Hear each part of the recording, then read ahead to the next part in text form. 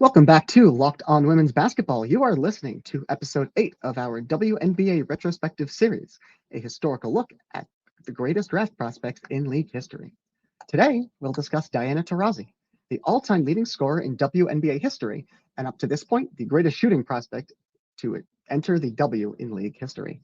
Locked On Women's Basketball starts now. Ogunbowale for the win. You are Locked On Women's Basketball, your daily podcast on women's basketball.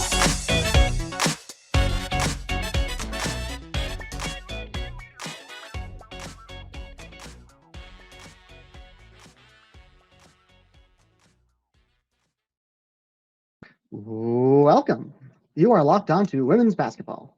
Thanks for making us your first listen every day. We are free and available wherever you get your podcasts and also on YouTube, where, if you watch most episodes of this series, you'll get to see highlights and representative clips of the players we're talking about from both their college and pro days. That's because my name is Em Adler, and I'm your Saturday co-host, filling in for Hunter Cruz now that our boy is all grown up and off to college and has new adult-like responsibilities sometimes. I cover the WNBA and college ball out of the greater New York market, focusing on player development and trends within the game. I am joined, as always, by my co-host Lincoln Shafer, the biomechanics boy himself, an indispensable part of our scouting team who can be found on Twitter at Dovienya _. That's DOVIENYA _. Today's episode is brought to you by Bird Dogs. Go to birddogs.com/lockedonnba or enter the promo code LOCKEDONNBA at checkout for a free white tech hat with any purchase. You don't want to take your bird dogs off. You won't want to take your bird dogs off. We promise you. So, as previously mentioned, the subject of today's conversation is UConn's Diana Taurasi. Last week, we covered her teammate, Sue Bird, probably the greatest point guard prospect in W history. But now we take a look at her 2-year younger teammate, Diana Taurasi.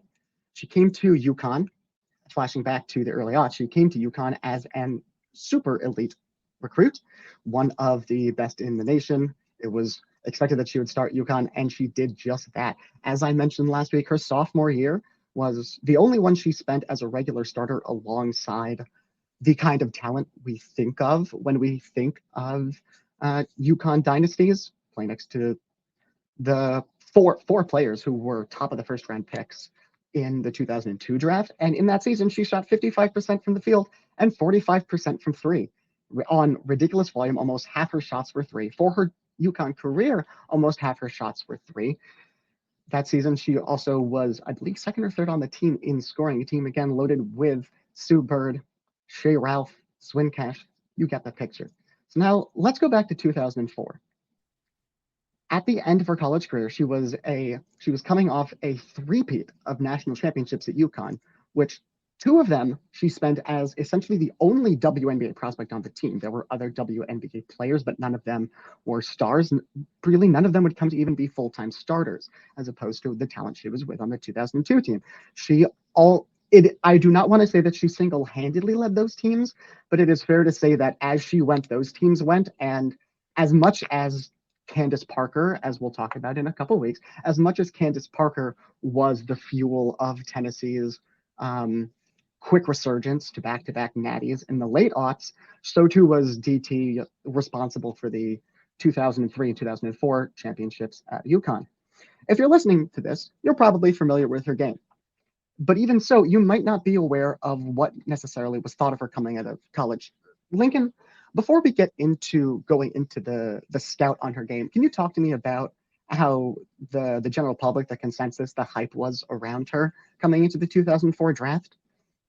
Yeah, the hype was almost immeasurable. She was viewed as basically the greatest guard prospect in the history of women's college basketball.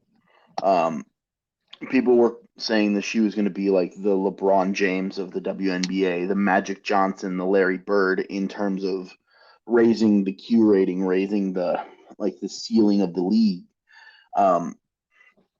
She was viewed like the spark that the Phoenix Mercury needed, just something that hadn't really been seen before. And Gino Ariema, her coach at UConn, frequently was quoted in press conferences saying, "We have Diana Taurasi and they don't," as to why they won games. Nell Fortner, the Georgia Tech coaching legend, was on the record in 2004 comparing Diana Taurasi's college career to that of Cheryl Miller and Shamiqua Holdsclaw as one of the best college basketball players ever. And like the hype around Diana was like at the highest level for a prospect that you can think of. And it's hard to say that it wasn't exactly justified. Like I said, just on the statistics alone, you have someone who's shooting north of 40% while taking, I think it was something close to 200 threes per season. While again, you just look at those UConn teams, they revolve around her in a way that, even especially at UConn, because of how they were playing in sort of Gino's early successful years there, you don't see very often, even when they just had Keisha Sales and the other one in those early seasons there, and sort of the first time that they had their national championship. It's not the kind of thing you see there, and especially you're talking about guard prospects. I think for as much as Sue Bird, I think it's important, as we noted last week, Sue Bird sort of changed the game at the college level, not so much at the WNBA level, but at the college level, just for what you could do as a team around a great guard, how you could feature them, and how you could use them to lead a team, as opposed to these two post systems. Honestly, if you just think of like most of the stuff that Kim Mulkey was running at Baylor in the 2010s, that's essentially what most good college offenses were in the late 90s and the early aughts, frankly, even into the late aughts. And Sue, the way that Gino used Sue, because of how good she was at pushing the pace, controlling the tempo, at just shooting when and finding her spots and calling her a number and knowing when to do it, it really energized what he was already doing at that time in terms of really sort of shifting the balance if I want to play. But with DT, it is just ridiculous, I think, the discrepancy between how other teams are playing at that time. And again, I use the example just because we look at them a lot, but just how DC is still playing in that older mold. And UConn with Diana Taurasi, anytime she is not actively running a pick and roll, she is always coming off a screen on the backside of the play. She's always setting a screen to pop off another one. She's always hitting flex actions, always hitting guts. She is able to move so well on the backside of the play, and not just obviously Gino has always loved off-ball cutting, especially by the guards, and for good reason. But her ability to do so goes beyond this scheme. Her instincts for lifting and cutting around the three-point line, lifting and drifting along the three-point line and hitting the basket cuts, or knowing when to cut off, for lack of a better word, cut off her cuts and reverse. It is truly incredible, her ability to impact the ball on both with and without it. Yeah, she shot 39% on 5.6 three-pointers a game for her whole college career, which spanned from 2000 to 2004. That is incredible to have someone that's shooting that well on that much volume, especially. Like, she was compared by the Phoenix Mercury GM at the time to someone like Serena Williams in terms of what she would bring to the game. Like the WNBA in 2003, the leader in three-point field goals was Katie Smith, who made around 2 a game, and Diana Taurasi is taking 6 a game in college basketball at the same time in fewer minutes. It's honestly the way she played is. It's kind of a revolution within the women's basketball game. Absolutely. For reference, probably the greatest, and we'll get to her in maybe a month's time, but the greatest, probably a couple of months' time, the greatest shooting prospect since DT, I think if we go back and look at it and you can sort of see why she's playing in the W, how she was in college, is I think clearly at this point, in hindsight, Sabrina Ionescu. And Sabrina Ionescu, for her time at Oregon, like you just said, DT shot basically 40% on north of 5 threes a game. Sabrina, at her time at Oregon, shot about 41.5% on just over 5 threes a game. Like, she took a 20 years lot of later. threes. Yeah, she was consistently in the mid 90th percentiles in terms of 3-point attempts per game. And that is basically the exact same numbers DT was taking nearly 2 decades earlier, in case you're just for reference about how far ahead of her time she is. I mean, just beyond the usage, I mean, what sticks out is the fact that, if anything, she's not taking enough shots, which, Right. we can talk about a WNBA career later. I'm sure she would love to hear that. But what she's able to do, just in the ability to create her own shot, she had such a sick handle. The athleticism, if you've only watched the WNBA for the past 4 or 5 years, DT looks like someone who was probably a better athlete in their prime, and it's hard to overstate her lateral quickness, her burst, her ability to really hold midair hangs and just contort her body through traffic. It was absolutely incredible. You're not going to see many players better in any given year than her at that. But I think what is probably the best, not necessarily the best, but what is probably the most historic, the most historic standout skill is the footwork on the jumpers.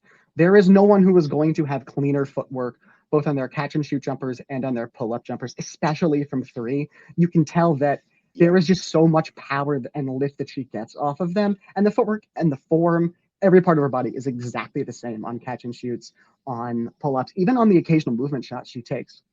Yeah, and that footwork And you could just allows tell, her to have, just tell that their college threes are just way too short for her. She could go 5 more feet with ease. Yeah, and that footwork is what gives her like probably the best shot versatility of any basketball prospect up to that point. There's no one who's coming close to her kind of shot versatility. Yeah, no doubt about it. And I think that really gets into some of the other key aspects of her game. So coming up after the break, we will talk about Diana's more auxiliary offensive skills, her defensive scout, and also get into our scouting grades on her. But first, we have to talk about FanDuel. Football season is about to kick off, and FanDuel is giving you the chance to win all season long. Because right now, when you bet on a Super Bowl winner, you can get bonus bets every time they win in the regular season. Just pick any team to win the Super Bowl, and you'll get bonus bets for every victory. You can use your bonus bets on spreads, player props, over-unders, and more. So visit FanDuel.com/lockedon and start earning bonus bets with America's #1 sportsbook. That's FanDuel.com/lockedon.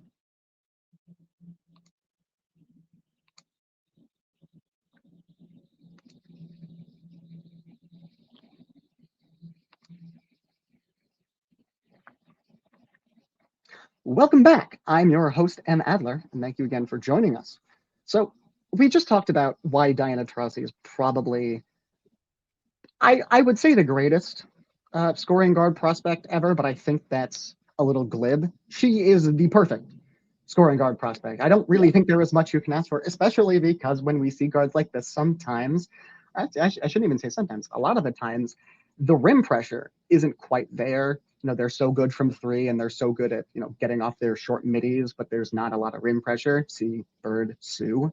But with DT, again, and she's such an elite finisher, it's so easy there. But I think one of the things I want to talk about that really stood out to me, and we will see this when it comes to her WNBA career in stages, but Lincoln, you had her numbers up before. Her assist numbers, I think, really jump off the page, especially in terms of what she was doing her junior and senior years, because assist numbers get inflated in systems like Tennessee's for the day, like UConn's was sort of before Sue's, I want to say junior season, when it's a lot of swinging around the horn and entering to the post. Assist numbers get flattened among the guards and they get spread out. So it's hard to really tell who's a better playmaker than who just based on the numbers. But like we said, the system was designed around DT, and she still averaged how many assists her upperclassmen years? Just over 4.5 in both her junior and senior year, after averaging 5 assists per game as a sophomore. And again, she's averaging 4.5 assists with the amount of finishing talent around her, which is good. It's not historic, let's say.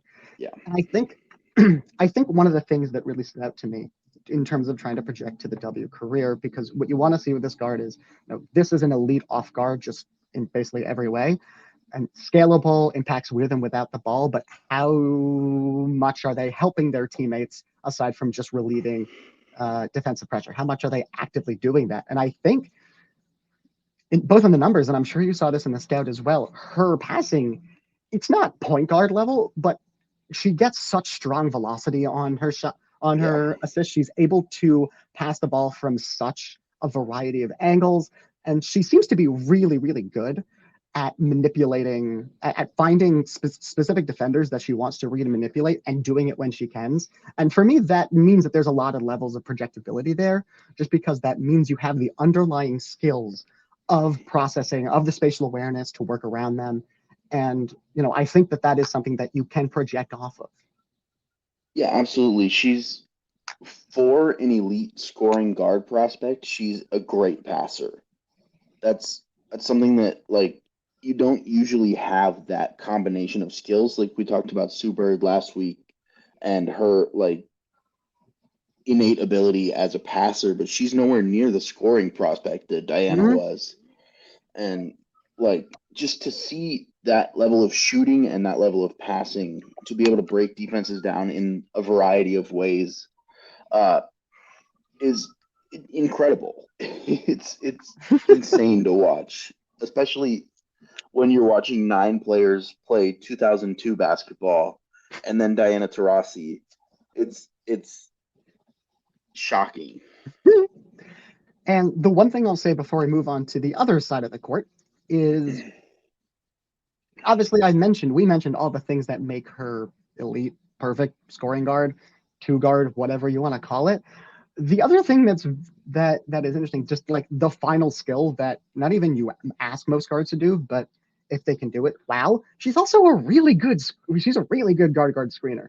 She just improvises backside screens constantly. So there is essentially literally nothing you could want her to do that she won't or doesn't on offense. On the other hand, Pat Summitt noted in the run up to the 2003 national title game, talking about the different dimensions that Diana brings as a post up player, as a off the dribble shooter, as an off the catch shooter, as a movement shooter, and off of screens, and just the different ways that she impacts the court. If you watch any UConn tape from those games against Tennessee that year, you will see a couple times per quarter UConn is going to run slice gut screen the screeners, which essentially means that Diana is probably going to bring the ball up the court. She's going to swing the ball to one of the wings. She's going to go down either into the mid paint or near the elbow. She is going to set a screen for the wing player who doesn't have the ball to go to the opposite side of the court and start posting someone up. And then Diana is going to come off of a screen so that she will be open for 3. And it really leverages her ability. It really ties in everything that she can do, is just that play that they love to run for obvious reason, because she's such a good screener. She's so good coming off of screens. She is so good knowing when to pass the ball and setting up those quick hit pick and rolls. Yes, we could go on for this for days. But to avoid that, I want to ask about the other side of the court, because we are at the level of prospect where that matters. Lincoln, what did you see out of Diana's defense? So the plus is size. She's really big for a guard prospect. 6 feet tall. She's got long arms and occasionally active hands.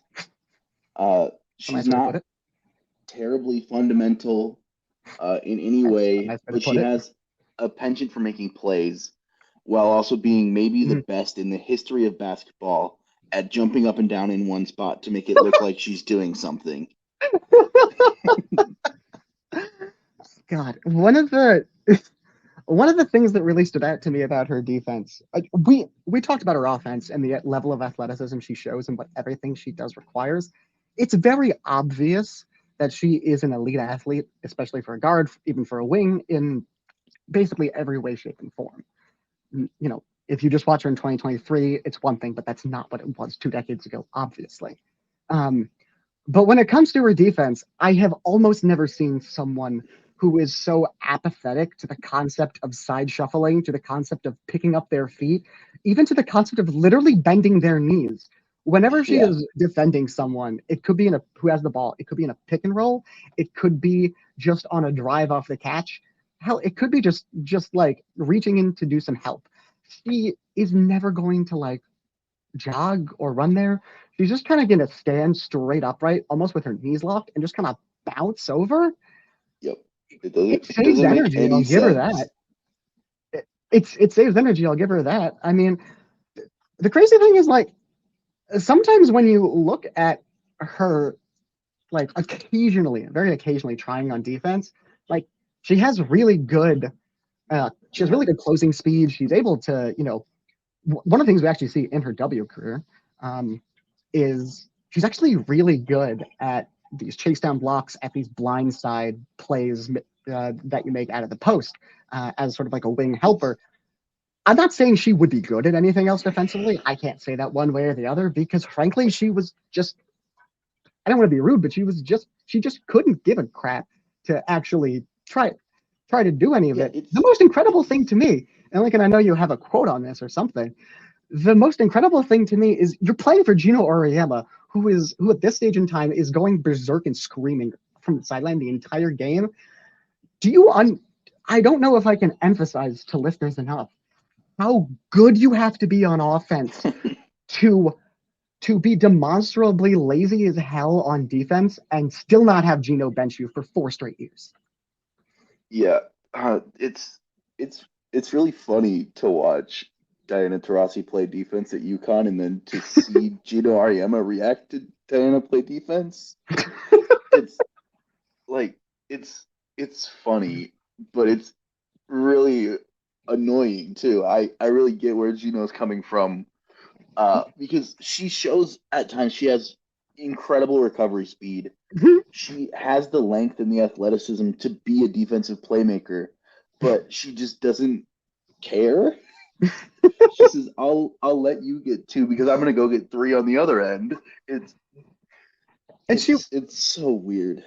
And she wasn't even like she wasn't like running like 35% usage rates, and she wasn't like she was running off a lot of screens, but she was conserving some energy on offense sometimes.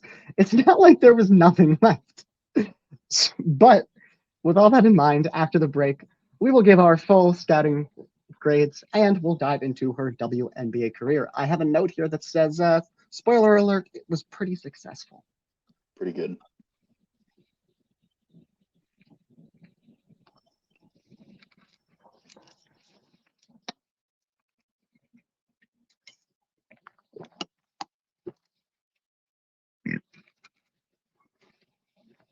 So, Lincoln, let's get into our scouting grades.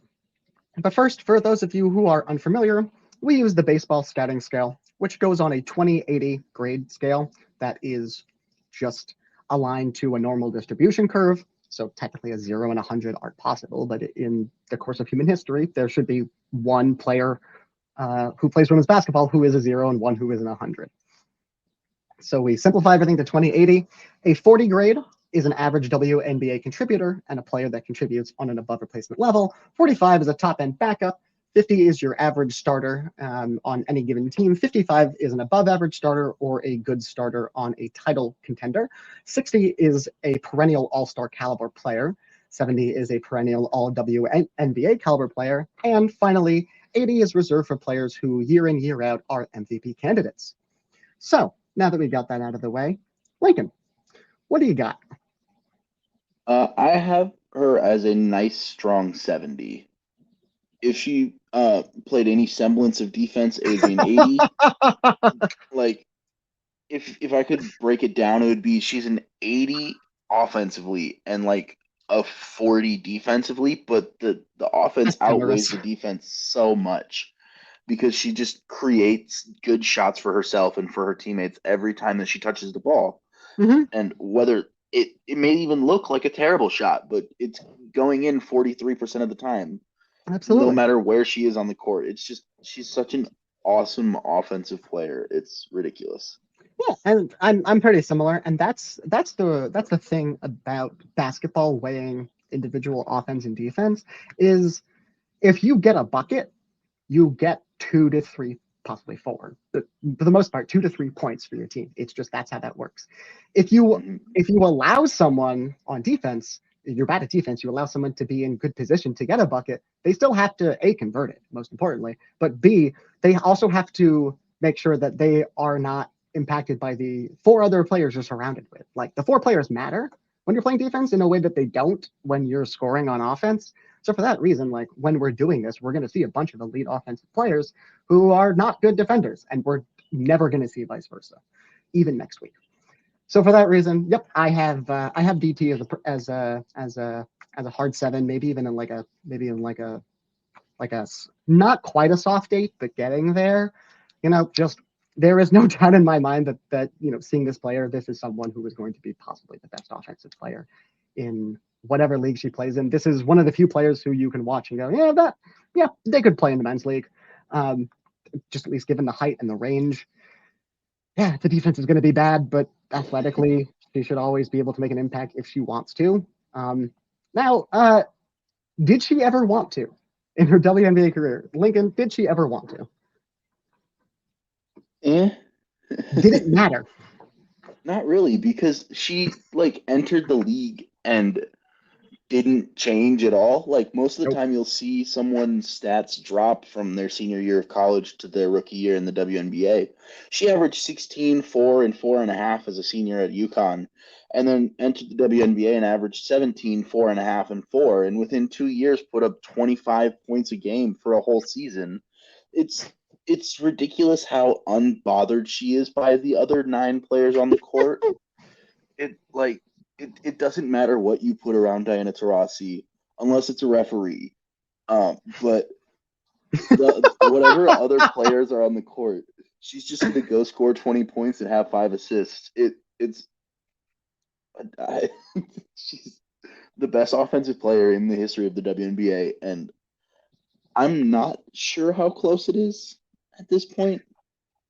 If you want the craziest thing, so you said she goes basically 17 points, I think 18 her second year in Phoenix, and then she's at 25 her third year, 2006. You want something crazy?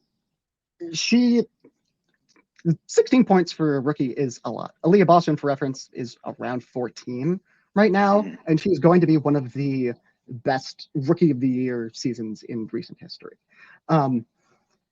Diana, so that's where her scoring was. Her efficiency was fine as a rookie. It wasn't great. She had a slightly below average true shooting, which is a general measure of your scoring efficiency. For reference, for a guard, like especially in the mid-aughts, like 53% true shooting is pretty solid. 57% is really good. That's above all-star caliber. And once you hit like 59%, especially in that day, we're talking about someone who is an MVP candidate. So in 2006, her true shooting takes a huge leap. She's at 58% true shooting in 2006, her 3rd season in the league. She went from her second season, she shot 5.5 threes per game. Yes. And her 3rd season, she shot 9. Through and including the current year of our Lord 2023, that is a span of, I think, 16 seasons, because she got hurt in the middle of them. Over that span, she has, again, her 3rd year in the league, she hit 58%, which back then is pretty much like, if you hit that, you're probably an all-WNBA caliber guard. She has only dipped below 58% for a full season twice since then. And one of those came while she was injured for half the season, and the other one was just a rounding error short of 58%. Like, she was fine in terms of efficiency in her 1st year, decent in her 2nd, and then literally for every season since, she has been all WNBA level scorer. It's kind of hard to describe what she does, at any point in her career, just because there is everything that you could imagine is what she's doing. Yeah. She's hitting movement shots that most coaches would not think to even call up in the mid-aughts, and part of that is because of Paul Westhead's system, which we're not going to get into today, but that really unlocks a lot of the sort of volume and the scoring in really takes DT's talent and makes it as good as anyone possibly could have gotten it in those days. But but even before he got there, she is going for shots off the catch where, the coach calls up, hey, you're going to catch the ball and then wait a beat and do a pick and roll with the big. She's not waiting a beat. She's just taking the shot and it's going in because she's Diana Taurasi. She's that good. Her finishing just spend like ridiculous. an hour. Oh my God. Yeah, we could go through everything. Her finishing ability is ridiculous. You will never see anyone who in any guards in the WNBA. I don't care how athletic they are. I don't care how good they were. You will never see anyone like her who takes one dribble from the key to the elbow, picks it up, and then just gets to the rim without needing another dribble. It frankly is ridiculous what she's able to do. From her age 24 season to her age 36 season, she averaged 20 points a game on 50% from 2, 38% from 3, and 88% from the free throw line, along with 4 assists and 4 rebounds, a steal and half a block. It's just we could talk about how insane Diana Taurasi is as a basketball player for probably 3 days. Yeah, and consecutively, just for sure. The thing I'll wrap up with, other than, I want to say you mentioned the steal number in there. There was for her first basically 7 years in the league, she was one of the better stealing guards in the league. She averaged about 1.25 steals per game in there, which is quite solid, especially for someone who doesn't really do anything on defense. And it's not like I'm saying she was defending in that point, but the wildest thing to me is 2007 through 2009. 2009, by the way, she won an MVP award. She finished top 3 and top 5 a number of years. It's just really hard to win an MVP award in the WNBA back then, especially, for a number of factors. To be good catchings, only won one of them. But from 2007 through 2009, that's 3 years, including her MVP year, she averaged 1.3 steals and 1.3 blocks. Again, when she wanted to, she could do it and do it really well. She just never really wanted to. But the thing I'll close on, which is the craziest thing about her career, and I think I'm going to do this bit unironically, doesn't get talked about enough, is in the middle of her career, she makes a shift. She goes from sorry about that. She goes from, for the first kind of part of her prime, her age 24 through age 30 season, she's taking 7.3 threes a game. She has a solid assist turnover ratio, but she's, shy of 4 assists per game. Over basically the decade after that is her 9 years after that. The 3-point volume takes a bit of a hit. The field goal attempts take a big hit. She takes, I think, about 5 fewer 2-point attempts per game, and she is hitting 5 assists a game. She is basically playing point guard. For her WNBA, she had a 6 assists per game season. Over 6 assists, and the assist turnover ratio is actually really good. It's 1.75 or 1.8 to 1, which is really good for that period of time with that consistency. You're not for someone who had the ball in her hands that often. Mm-hmm. It's the ability to make that shift in the middle of her career while still being able to hit the shots that she needed to. The efficiency wasn't there as much, but being able to do that is absolutely incredible. She essentially had 2 Hall of Fame worthy careers at almost 2 different positions. Yep. Speaking of Hall of Fame worthy careers, thank you for making Locked On Women's Basketball your first listen every day, and join the team at the next week for continued coverage of the WNBA and women's basketball as a whole. To recap our consensus scouting grade on Diana Taurasi, the greatest offensive player in WNBA history, or at least she's had the greatest offensive career. Our consensus grade was a 70, making her one of the best prospects we've looked at so far. Next week, as I was saying about future Hall of Famers, you can join us back on Saturday for our historical retrospective scouting report on Duke legend Elena Beard, probably the best perimeter defender in WNBA history. Thank you, and have a great rest of your weekend.